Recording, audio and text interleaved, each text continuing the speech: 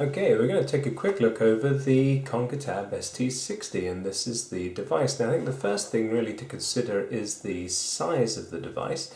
It's a approximately 6-inch screen, but how does it stack up against something like an iPhone? Well, the easiest way to do that is not to buy an iPhone, but to show you what a printout of one looks like.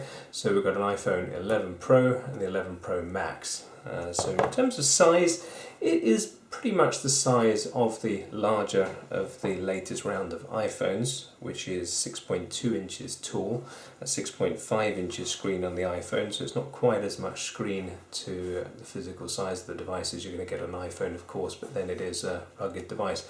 But the screen to body ratio is pretty good. You'll see that the screen goes relatively closely to the edge. We've got a small notch at the top for the front-facing camera, not as pronounced a notch as you would have on an iPhone, but a little notch nonetheless.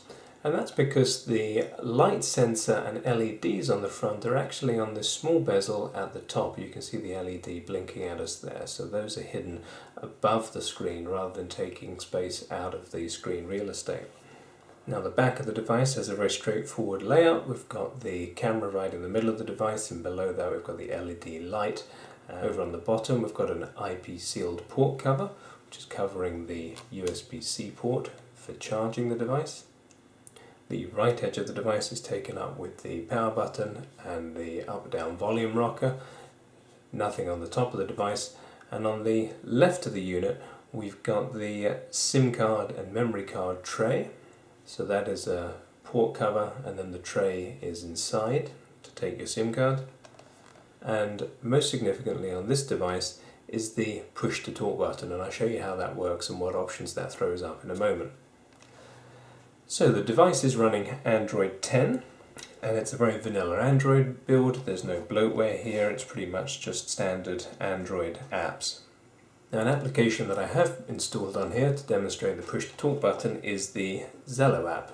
And the way that the Zello app normally works is that you have a large on-screen button that you have to press with your finger in order to talk to another user. So I've got this set up with my personal smartphone that's beside me. So if I press the button on here and talk, then you'll hear that come through on my personal phone. Hello. Hello. So that audio is coming back through my personal smartphone. Now, with the push to talk button, you're able to do that simply by pressing the button on the side of the device. So instead of pressing the button, so instead of having to press the button on the front of the device, I can just press the button on the side. Hello. Hello. And then because you've got that button, you don't even have to be in the app, so I can press the button here. Hello. Hello. This, of course, is far easier and more intuitive for users than opening up an app and touching on the screen, especially if you're wearing gloves.